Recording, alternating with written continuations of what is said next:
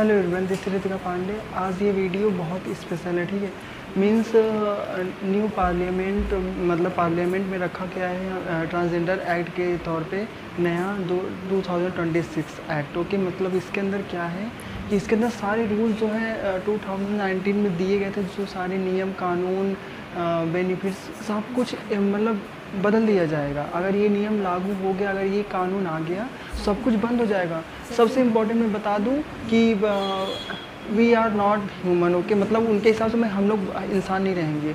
ना हम लोग ट्रांसजेंडर कैटेगरी में आ पाएंगे, ना हम लोग बायोलॉजिकल वुमेन मैन किसी में आ पाएंगे। हम लोग जाएंगे कहाँ? मुझे ये नहीं समझ आ रहा क्या सोच के बना रहे हैं।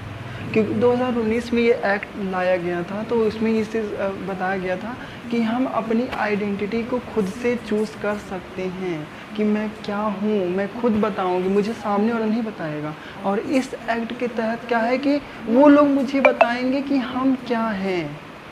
समझ रहे हैं? लोग मेरी बॉडी को खोल के जांच करेंगे, चेक करेंगे। मतलब कोई मैं सामान हूँ क्या कि मैं कोई अपवाद हूँ कि कोई भी आके ऐसे बोलेगा कि हाँ मैं आपकी जांच करूँगा, जांच के बहाने वो मेरे बॉडी को देखेंगे। ये कैसा रूल है? इस रूल के हिसाब से आपको टीसी कार्ड अगर लेना होगा तो उसके लिए आपको मतलब आपको अपना बॉडी दिखाना होगा ओपन करके। वो क्या है? ये क्या लॉजिक है? क्यों दिखाऊं मैं किसी को अपनी बॉडी क्यों दिखाऊं कि मैं क्या हूँ क्या नहीं हूँ? क्यों दिखाऊं? सामने वाले इंसान मुझे बताएगा कि तुम इंसान हो, ऐसे इंसान हो, ऐसे इंसान हो, कि जो मुझे लग रहा है वो मैं अपने आप समझूंगी। देखिए, सिंपल सी बात है कि जो बायोलॉजिकल मैन या वुमेन या फिर कोई भी सोसाइटी है, ठीक है, उनको कोई फ़र्क नहीं पड़ता है कि ट्रांसजेंडर कम्युनिटी के उस बेस में क्या नियम ला रहे हैं, क्या कानून, उनको कोई फ़र्क नहीं पड़ता है उनसे, बिल्कुल भी कोई। इसके लिए आपको उठना पड़ेगा। ओके, लड़ना होगा, क्योंकि अगर ये रूल आ गया तो सब बर्बाद हो जाएगा। सो मैं यही कहूँगी कि सपोर्ट करना है इसके लिए। सो मैं सबसे पहले आपको बता दूँ कि इस रूल के हिसाब से क्या होने वाला है। सबसे पहला पॉइंट, सेल्फ आइडेंटिटी ख़त्म। एंड ऑफ सेल्फ आइडेंटिटी सबसे मोस्ट इम्पॉर्टेंट घटिया रूल है इस रूल नियम का। इसमें आप खुद को जो आइडेंटिटी से मैं खुद को आइडेंटिफाई करती हूँ एज अ फीमेल, हो सकता है सामने वाला खुद को आइडेंटिफाई करे as a transgender, and third person खुद को वो करे कि I am man. Okay, so मतलब बेसिकली ये है कि जैसे मैं खुद को आइडेंटिफाई कर रहा हूँ, कर रही हूँ, वो सामने वाला बंदा कर रहा है। वो मतलब वो डॉक्टर और मतलब ये रूल कैसा ला रहे हैं, क्या सोच के ला रहे हैं? कुछ समझ आ रहा है आपको? नहीं समझ आ रहा ना। सेकेंड वन, ट्रांसजेंडर मीन्स, देखिए ट्रांसजेंडर एक्ट क्या था उसको मैं पहले आपको बेसिकली समझा रही हूँ।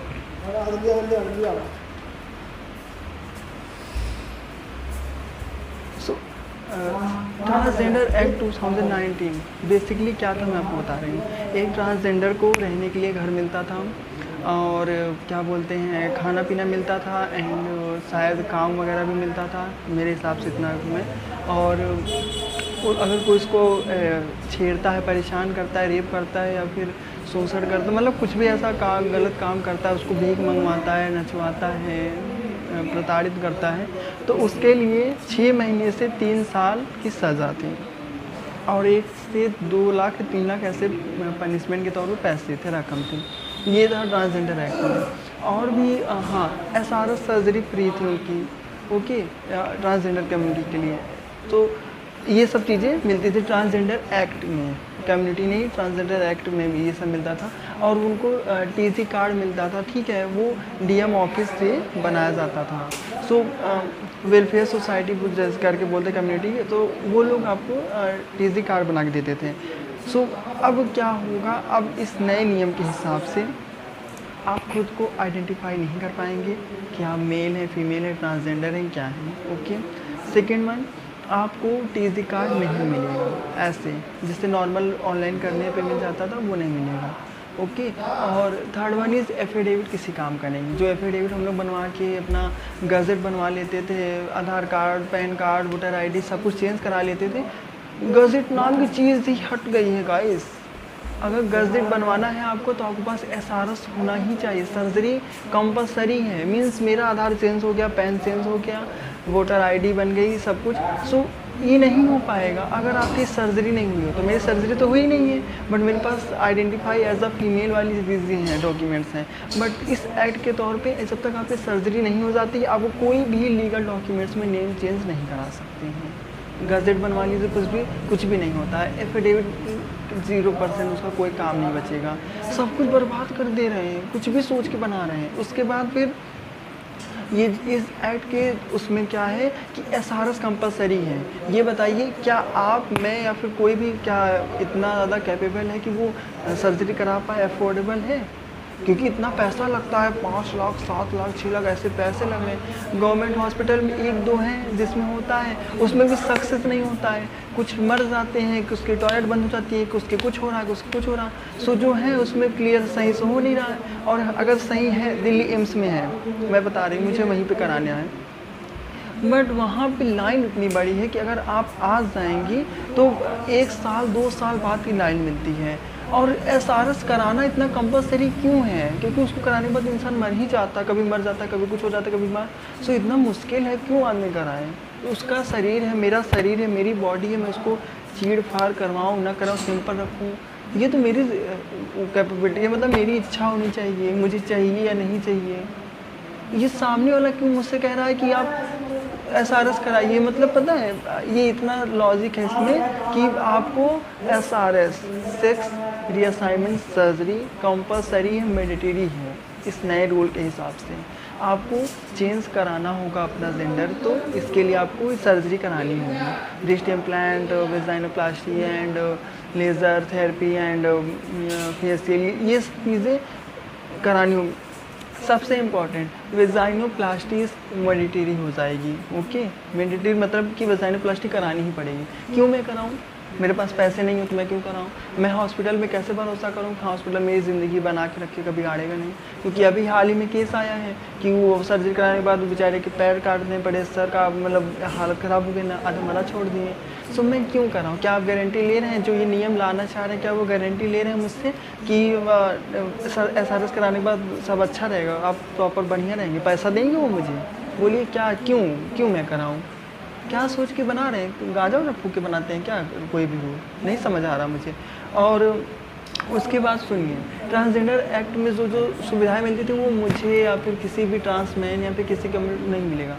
या फिर आप पैदाइशी किन्नर हो, मतलब जो इंटरसेक्स होते हैं, पैदा होते हैं, इंटरसेक्स होते हैं, किन्नर होते हैं, उनको मिलेगा ट्रांसजेंडर एक्ट के तहत सारे नियम कानून से, स्कीम से फ़ायदे। या फिर जिन्होंने जो मतलब किन्नर समाज में रहते हैं उनको मिलेगा, और किसी को नहीं। मतलब मैं नहीं यूज़ कर सकती हूँ कि मैं अगर रहना चाहूँ मुझे घर से निकाल दिया जाए। क्योंकि देखिए सिंपल सी बात है, अगर आप ट्रांसजेंडर मतलब चेंज करना चाह रहे हैं तो हो सकता है आपकी फैमिली वाले घर को निकाल दें आपको।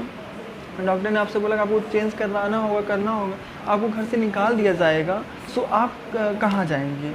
इस ट्रांसजेंडर एक्ट के तहत क्या था कि हमको रहने का, खाने का मिलता था, बट वो तो नहीं मिलेगा क्योंकि ट्रांजिशन करने वाला पर्सन ट्रांसजेंडर है ही नहीं उनके हिसाब से, नए रूल के हिसाब से। वो फिर कहाँ जाएगा? वो क्या करेगा? क्या, मुझे नहीं समझ आ रहा है। क्या सोच के बना रहे हैं, यही नहीं समझ आ रहा है कि ट्रांसजेंडर एक्ट का कोई भी रूल स्कीम हम लोग के लिए लागू नहीं होगा। ट्रांस वुमेन वाला कोई लागू नहीं होगा, कोई बायोलॉजिकल वुमेन वाला नहीं लागू होगा, तो लागू क्या होगा हमारे ऊपर? क्या, कुछ नहीं समझ आ रहा मुझे। बेसिकली इतना मैं बोल दी आपसे कि इस एक्ट के आने के बाद हमारी ज़िंदगी नरक होने वाली है। हमारे साथ अगर कोई रेप करता है, हमें कोई छेड़ता है, हमें कोई बुल करता है, परेशान करता है, हम किसी एक्ट के तहत उनके ऊपर केस या फिर कुछ भी नहीं कर सकते हैं। मीन्स हमारे लिए प्रोटेक्शन नाम की चीज़ ज़ीरो। समझ रहे हैं? सो अगर ये एक्ट आ गया तो एक ट्रांस वुमेन, ट्रांसमैन या फिर किसी भी ऐसे मतलब कम्युनिटीज़ और ट्रांसजेंडर एक्ट का फ़ायदा उठा सकते थे, जिनको सोशल मतलब लोगों से डिस्क्रिमिनेशन झेलना पड़ता था। ये सारी चीज़ों के लिए रूल जो थे वो सब जीरो, नील बड़ा सन्नाटा हो गया। वो सिर्फ किसके लिए रहेगा? किन्नर छक्का और ये सब इंडस्ट मतलब इन्हीं सब के लिए रहेगा, हम लोगों के लिए नहीं रहेगा। ठीक है, क्योंकि हम लोगों के लिए तो ट्रांसवोमेन वाला भी नहीं है कि नॉर्मल फीमेल वाला जाके कर दें, क्योंकि अब तो फीमेल चेंज ही नहीं करा पाएंगे। मेरा आधार पैन सब चेंज हो गया, आपका नहीं हो पाएगा इस नए नियम के हिसाब से, क्योंकि इस नए नियम के हिसाब से आपके सारे सर्जरी होनी चाहिए, उसके बाद ही चेंज होगा आपका जेंडर डॉक्यूमेंट्स में, सबसे इम्पोर्टेंट। और उसके बाद फिर क्या है कि ट्रांसजेंडर एक्ट वाला कोई भी नियम कानून लागू नहीं होता है। तो कल को मैं रोड पे निकल रही हूँ, मुझे कोई छेड़ रहा है, मुझे कोई परेशान कर रहा है, सो मैं कुछ कर ही नहीं सकती, मेरे पास कोई लीगल अथॉरिटी ही नहीं है, क्योंकि मैं किस रूल में करूँ, ट्रांसजेंडर लड़की लड़का किस बेस पे मैं करूँ। क्योंकि लड़के या फिर कुछ भी, यहाँ ये बताइए, लड़के जो है, आदमी जो है वो कुत्ते के साथ रेप कर रहे हैं, सुने ही होंगे खबर, कुत्ते के साथ रेप हो रहा है, बकरी के साथ रेप हो रहा है, किसी के साथ भी रेप कर रहे हैं, किसी के साथ भी अपना सेक्स कर रहे हैं। सो ये बताइए, सिंपल सी बात मैं पूछ रही हूँ कि जब हम जैसे बच्चे रोड पे निकलेंगे, बाहर कहीं घूम रहे होंगे, रात में आ रहे हैं, कहीं जा रहे हैं, कल को कहीं रास्ते में कोई मिला, छेड़ा, परेशान किया, तो हम लोग करेंगे क्या? किस बेस पे हम लोग अपने आप को मजबूत बनाएंगे, किस बेस पे हम अपने आप को सेफ फील कराएंगे? बताइए, कुछ समझ आ रहा है कि मैं सबको बॉडी गार्ड लेके घूमूँ हर जगह? गांजा फूक के बना रहे हैं ये सारे रूल जो हैं, इसके लिए हम लोग को लड़ना होगा, आवाज़ उठानी होगी, और ये साथ में मिलके करना होगा, क्योंकि नॉर्मल बायोलॉजिकल मेन वूमेन नहीं आने वाले हम लोग के लिए, हम ही लोग को लड़ना होगा। ओके, सो सबसे घटिया नियम, डीएम ऑफिस में अगर हमारा लोग का ट्रांसजेंडर एक्ट वाला, वो ट्रांसजेंडर टीसी कार्ड वाला जा रहा है, सो टीसी कार्ड अभी क्या था, ऑनलाइन करो बन जाता था, तो अब क्या होगा, अब वो आपके शारीरिक प्रशिक्षण करेंगे, मीन्स आपको फिजिकल टेस्ट करेंगे कि आप अंदर से सही हैं कि नहीं सही हैं, आप कैसी हैं। मतलब मेरे कपड़े उतार के कोई बंदा देखेगा मुझे और जांच करेगा, तो मुझे कितना बुरा लगेगा, कितना गंदा लगेगा, तो सोचा है? कुछ भी क्या सोच रहे हैं? ये तो सामने से बोला जा रहा है कि हाँ आपको बर्बाद करने की प्लानिंग है। सो ये हम लोगों को बर्बाद करने की प्लानिंग है। अब आपको इसमें साथ देना है कि नहीं देना है मुझे नहीं पता। मैं इतना जानती हूँ कि खुद के लिए लड़ना होगा, वरना बर्बाद है। नॉर्मल सोसाइटी तो जीने नहीं दे रही, सरकार भी जीने नहीं देगी, तो आपका यही होगा कि मर जाओ, इससे अच्छा वो ज़्यादा अच्छा है। मुझे नहीं समझ आ रहा क्या होने वाला है। मैं एक लिंक शायद देखूंगी, अगर डिस्क्रिप्शन में अगर हो पाएगा तो मैं उस लिंक को पेस्ट करूंगी। आप लोग वो लिंक पे जितना ज़्यादा वोट करना हो करिए, उसमें भरिए, उसमें बोलिए कि हाँ ये एक्ट ख़राब है, क्योंकि वो लिंक में मैं आपको सच में अगर हो पाएगा तो मैं सेंड करूँगी उसमें, तो प्लीज़ आप लोग कर लीजिएगा। और उसमें उसके बाद आप लोग कि डिस्क्रिप्शन बॉक्स में जब मैं करूँगी तो आप लोग उसको फिल करिए, उसमें बोलिए कि हाँ ये जो नया 2026 जो ये लाया गया है एक्ट में नया नियम लाने के लिए, ये बर्बाद कर देगा हम लोगों को, इसको मत लाया जाए।